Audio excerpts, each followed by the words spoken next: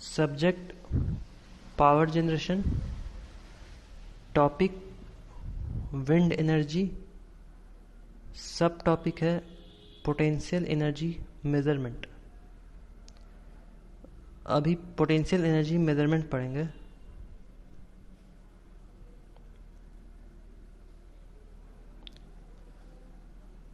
Potential energy measurement ये rotor है। Wind जो है इसके थ्रू किसी काइनेटिक एनर्जी से फ्लो कर रहा है। तो काइनेटिक एनर्जी से फ्लो कर रहा है तो इसमें कितना पोटेंशियल गेन हुआ उसको मेज़र करने के लिए कहा गया पोटेंशियल एनर्जी मेजरमेंट।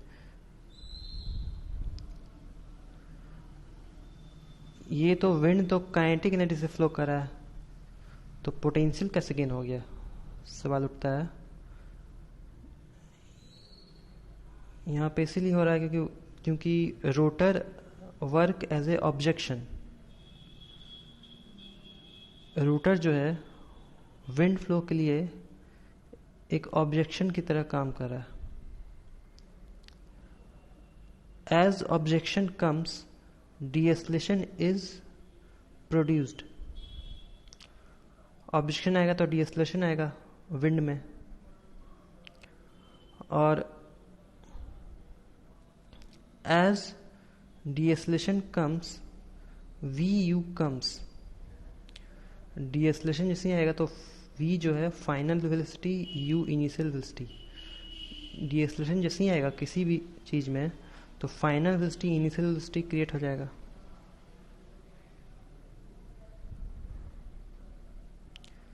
तो हम देख रहे हैं कि रोटर एज ए ऑब्जेक्शन की तरह काम कर रहा है, उसके कारण डीएसलेशन हो रहा है, डीएसलेशन के कारण फाइनल वेलोसिटी इनिशियल वेलोसिटी हो रहा है। अब फाइनल वेलोसिटी इनिशियल वेलोसिटी चूंकि हो रहा है तो एक फॉर्मूला है v square equal to u square plus 2ad। v square minus u square by 2 equal to ad। अब क्या किए, नीचे in term of kinetic energy, इसको जो है काइनेटिक एनर्जी के टर्म में एक्सप्रेस किया। यहाँ पे सिर्फ m जोड़ के, जब यहाँ पे m जोड़े तो यहाँ आपको भी m जोड़ना पड़ेगा इक्वेट करने के लिए। तो इसको अगर सेपरेट करेंगे तो 1/2 mv square 1/-1/2 mu square equal to mad। तो इसमें हम देख रहे हैं कि change in kinetic energy equal to potential energy. Change in kinetic energy equal to potential energy. तो वो जो इसीलिए यहाँ पर हम रोटर का जो हम एक्सप्रेशन निकाल रहे हैं वो पोटेंशियल एनर्जी मेजरमेंट निकाल रहे हैं उसका।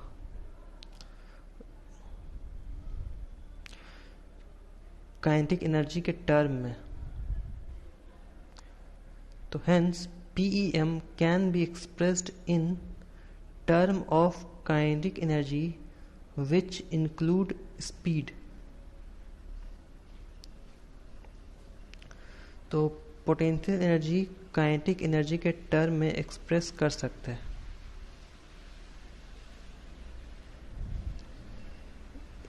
यहाँ पे हम देख रहे हैं कि v है अफेक्ट करा काइनेटिक एनर्जी को, चेंज इन काइनेटिक एनर्जी पर पोटेंशियल एनर्जी डिपेंड कर रहा है, और कोई भी एनर्जी जो होता है वो पावर इनटू टाइम का मल्टीप्लिकेशन होता है। तो यहाँ पर अभी हम रिलेशन एस्टैब्लिश करेंगे पावर और वेलोसिटी का, क्योंकि इसका अगर रिलेशन एस्टैब्लिश होगा तो पोटेंशियल एनर्जी भी निकल जाएगा हमको, क्योंकि चारों लिंक्ड है आपस में। तो hence we can find PEM from speed and power relation.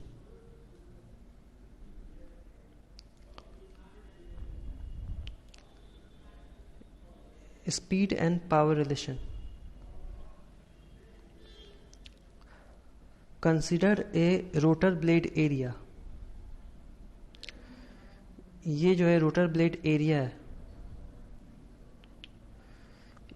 ये एक एरिया है, ये इमेजिनरी है, मतलब कि अभी इसका कोई फिजिकल एग्जिस्टेंस नहीं है। मतलब कि एयर जब यहाँ से पास करेगा तो एयर को कुछ रुकावट नहीं आएगा, सिर्फ एरिया कंसिडर किया गया इसका। तो अब हम इसका एक्सप्रेशन, काइनेटिक एनर्जी कितना होगा एयर का, तो इक्वल टू हो रहा है 1/2 mv²। इक्वेशन 1 हो गया। m जो है यहाँ पर एयर मास है, v है एयर वेलोसिटी है। m एयर मास है, एयर मास कितना है, एयर मास, एयर तो इन्फिनाइट फ्लो कर रहा है, लेकिन एयर मास इसमें हम लिमिट कर दी है इस एरिया से। इस एरिया के थ्रू जो एयर मास फ्लो कर रहा है उसी को हम मास कंसिडर कर रहे हैं। Only that mass is considered which passes through rotor blade area.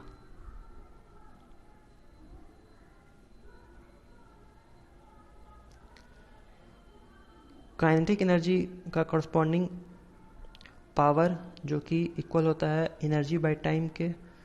Energy दिया हुआ 1/2 mv², टाइम कर दिया t से डिवाइड कर दिया, m/t को एक साथ रख दिए इंटू v²। अब इसको एक इक्वेशन बना दिए, p = 1/2 mass flow per second into v²। Equation 2, मास फ्लो पर सेकेंड मतलब फ्लो ऑफ एयर मास पर second through the rotor blade area. Air mass जो है इस ब्लेड एरिया से 1 सेकेंड में कितना पास करेगा, उसी को करें मास फ्लो पर सेकेंड। फिर से देखते हैं अगेन, P = मास फ्लो पर सेकेंड मतलब m/t इंटू v²। अब क्या किया कि मास को सेपरेट कर दिया, डेंसिटी इंटू वॉल्यूम कर दिए। मास = डेंसिटी इंटू वॉल्यूम होता है। अब वॉल्यूम को सेपरेट किया है एरिया इंटू लेंथ। अब लेंथ बाय टाइम = वेलोसिटी। तो मास फ्लो पर सेकेंड हमको आ गया density into area into velocity. अब इक्वेशन 3 बन गया हमको, P = 1/2 density into area into velocity into v²। ये जो है मास फ्लो पर सेकेंड है, where density = air density, area = blade area, v = air velocity. अब इसका स्पेसिफिक पावर क्या है कि स्पेसिफिक पावर को सिर्फ यूनिट एरिया से डिवाइड कर दी है। नहीं, पावर को एरिया से डिवाइड किया है, मतलब पावर पर यूनिट एरिया।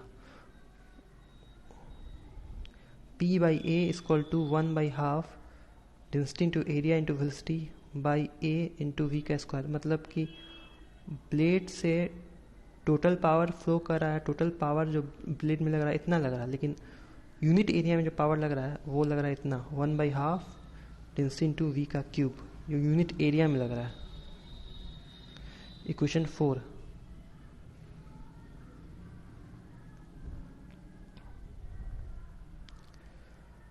अब power extraction from the wind.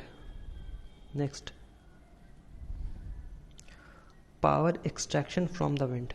अब ये दूसरा केस, इसमें क्या है कि now considering physical existence of rotor blade. पीछे हम क्या कर रहे थे कि इसका हम फिजिकल एग्जिस्टेंस सिर्फ नहीं कंसिडर किए थे, सिर्फ एरिया कंसिडर किए थे, तो एयर को ऑब्जेक्शन नहीं आ रहा था। अब क्या है कि फिजिकल एग्जिस्टेंस कंसिडर किया, मतलब कि अब एयर यहाँ से पास करेगा तो एयर को ऑब्जेक्शन होगा। तो एयर को ऑब्जेक्शन होगा तो पावर जो हिट करने के पहले जो लग रहा है, हिट करने पर पावर कम आएगा। अब तो इसी को कहते हैं power extraction from the wind.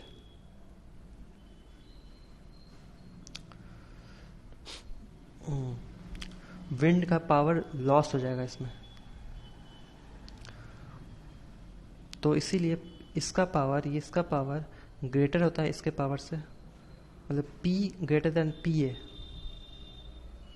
या फिर PA लेस देन P।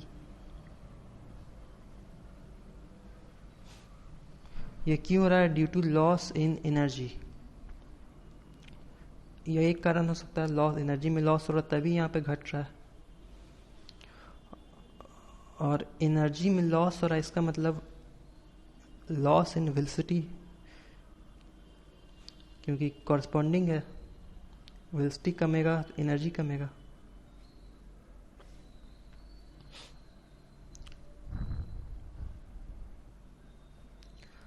अब हम देख रहे हैं कि एज VU क्रॉस ब्लेड,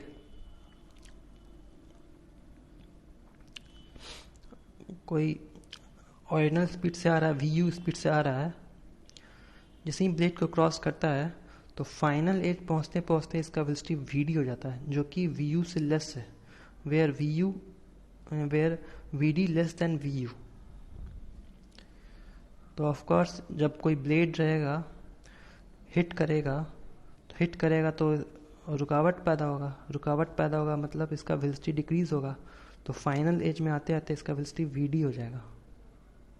इसको डाउन स्ट्रीम वेलोसिटी कहते हैं, इसको अप स्ट्रीम वेलोसिटी कहते हैं, इसके इस तरफ और इसके उस तरफ इसको डाउन स्ट्रीम वेलोसिटी कहते हैं।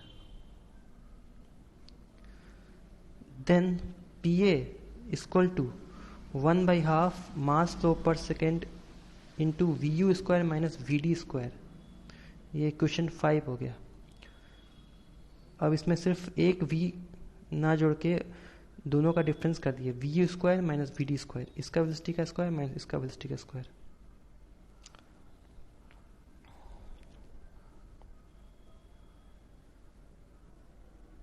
मतलब जो पावर जो है इसका कहने का मतलब कि इसका पावर, इस एयर का पावर और इस एयर का पावर का डिफरेंस जो आ रहा है इसमें आ रहा है, यही इसमें गेन इसमें हो रहा है। पावर इसमें चल रहा है, हाई पावर से आ रहा है, इसको हाई पावर से आ रहा है। यहाँ पे देख रहे हैं हम कि यहाँ पे पावर लो हो गया, तो पावर गया कहाँ? पावर ये ले लिया, इसलिए हम लिखते हैं power equal to 1/2 mass flow per second VU square minus VD square. Question 5 हो गया। अब यहाँ पे देख रहे हैं mass flow per second, simply इसको हम मास फ्लो पर सेकेंड को सिंपली हम ऐसे नहीं लिख रहे, इस ढंग से नहीं लिख रहे हम, इसको लिख रहे हैं VU plus VD by 2, average velocity का एवरेज ले रहे हैं। वेलोसिटी का एवरेज लेना पड़ रहा है चूंकि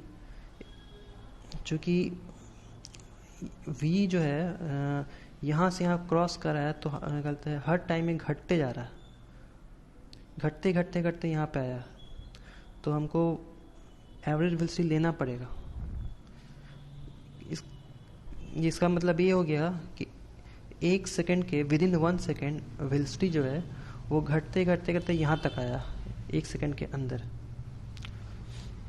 तो एवरेज होता है final plus initial divide by 2, तो एवरेज ले लिया हम। तो पर सेकेंड में मास फ्लो कर रहा है, इतना फ्लो कर रहा है। इक्वेशन 6 हो गया। Average velocity is taken since velocity is discontinuous from initial edge to the final edge of the blade, इसलिए एवरेज वेलोसिटी लिए इसका। From equation 5 and 6, equation 5 and equation 6, mass flow per second में हम ये जोड़ दिए VU प्लस VD बाई 2, तो नया इक्वेशन बन गया इक्वेशन 7। अब इसी को इस वे में एक्सप्रेस करें, PA इक्वल टू ऐसे इसको एक्सप्रेस कर रहा है यहाँ पे वी यू क्यूब कॉमन ले लिए, बाकी सबको अंदर डाल दिए।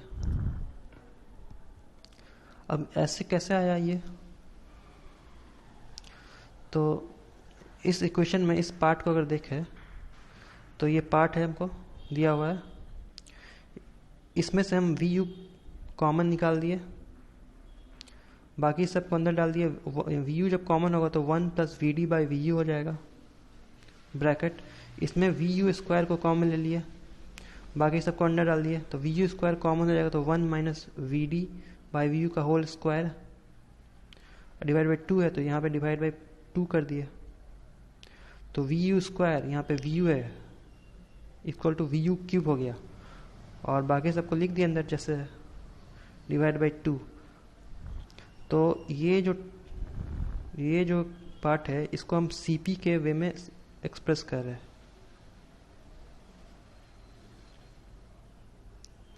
तो नया क्वेश्चन आया, P A equal to 1/2 density into V U cube into area into C P, equation 9, where C P equal to 1 plus V D by V U bracket 1 minus V D by V U का square bracket, equation 10।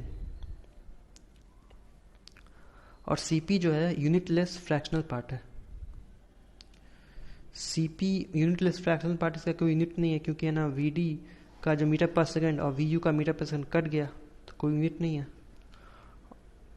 और इसको rotor efficiency भी कहते हैं।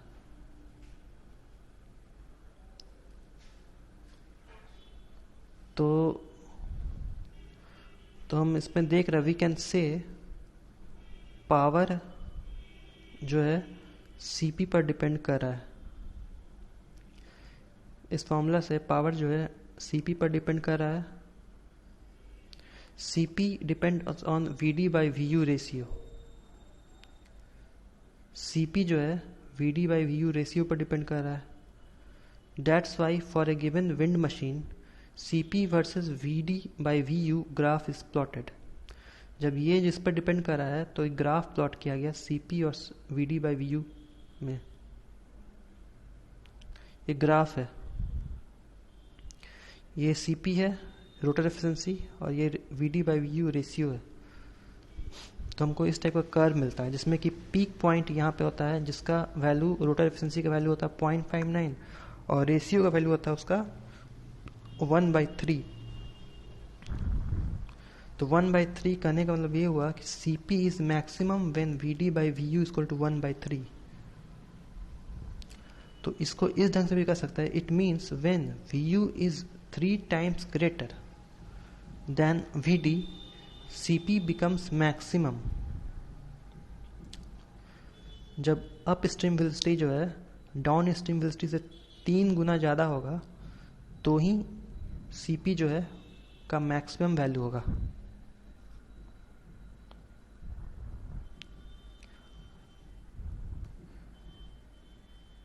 Theoretically, for a maximum power extraction, P maximum बराबर, इसमें हम क्या करिए Cp के जगह हम 0.59 मल्टीप्लाई कर दिए। इक्वेशन 11, ये थ्योरेटिकल वैल्यू है लेकिन but in practical design maximum Cp ranges between 0.4 to 0.5 for a 2 blade turbines. 2 blade turbine लेंगे तो 0.4 से 0.5 आएगा Cp का वैल्यू। अगर if we take Cp equal to 0.5, अगर Cp का वैल्यू 0.5 लेते हैं तो 0.5 के जगह हम 1/2 लिख सकते हैं, और 1/2 इधर है 1/2 इधर है तो इसको 1/4 लिख दिए। तो एक और रिलेशन आ गया, P मैक्सिमम बराबर 1/4 डेंसिटी इंटू वी यू का क्यूब, इक्वेशन 12। ये है प्रैक्टिकल जो यूज होता रहता है विंड मशीन उसके लिए। अब यहाँ तक कंप्लीट है। अब पावर, अब हमको ये निकालना, हमको एक्चुअल तो क्या निकालता है, हमको निकालता है पोटेंशियल एनर्जी मेजरमेंट निकालना था। तो potential energy measurement, now we can measure potential energy extracted by rotor blade by multiplying PA into time duration of rotation. ये जो पावर को टाइम से मल्टीप्लाई कर देंगे तो पोटेंशियल एनर्जी मेजरमेंट हो जाएगा। पावर क्या, पावर भी एक पोटेंशियल एनर्जी मेजरमेंट है, लेकिन वो पर सेकंड में कितना आ रहा है। और इसको टोटल टाइम से डिवाइड मल्टीप्लाई कर देंगे, मतलब कि जो ब्लेड जो है कितने समय तक रोटेट किया है,